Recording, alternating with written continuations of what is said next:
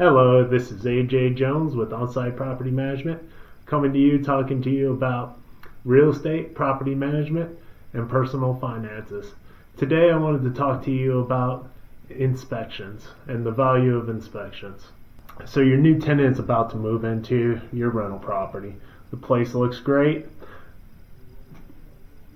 What do you need to do? Well, you should probably go through the property and take some photos. And this goes for owners or tenants. Alright, we even recommend taking a video of the property. This will show the overall condition of the property, which can be helpful, for disputes and security deposit matters. Here at OnSite, we'll do a property inspection prior to the tenants moving into the property. We go in, we take photos of every room, we note any damage of the property, and this is just good, and this is what I would consider our baseline, letting us know what issues potentially are at the property, and it also documents how the property condition is overall, any scratches, dents, dings in the drywall, any material defects, as I'd like to say. At about 120 days towards the end of the lease, we'll do a periodic inspections, really more for us to kind of get eyes on the property, see how the tenant's taking care of the property.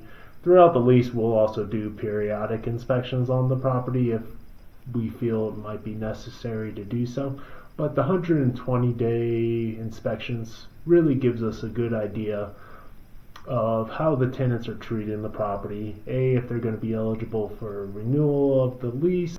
So at the 120-day marker, the inspection that's being done is also letting us know what other repairs might need to be done at the property turnover.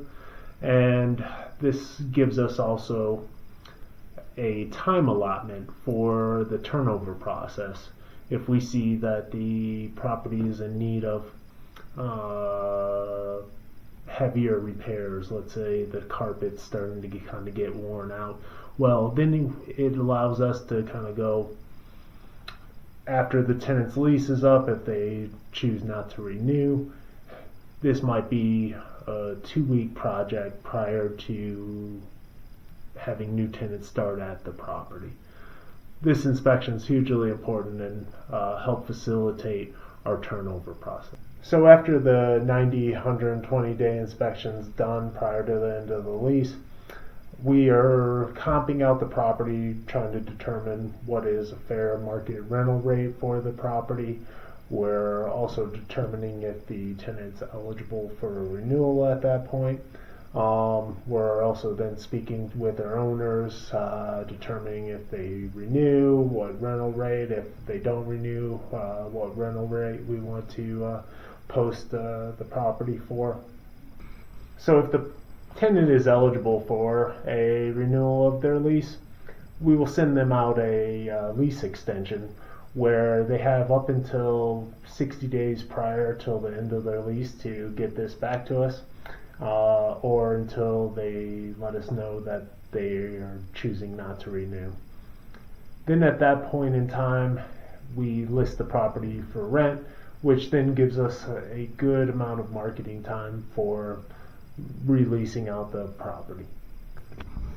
Then at the time of move-out inspection, you want to do another inspection. You want to basically go in, take photos, and then at this point, this allows you to compare and contrast the property to see how the property looked at the time of the tenant move-in versus the tenant move-out.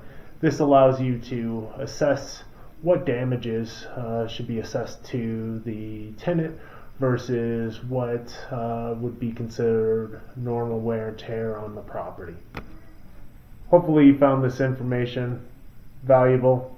Take care and make it a great day.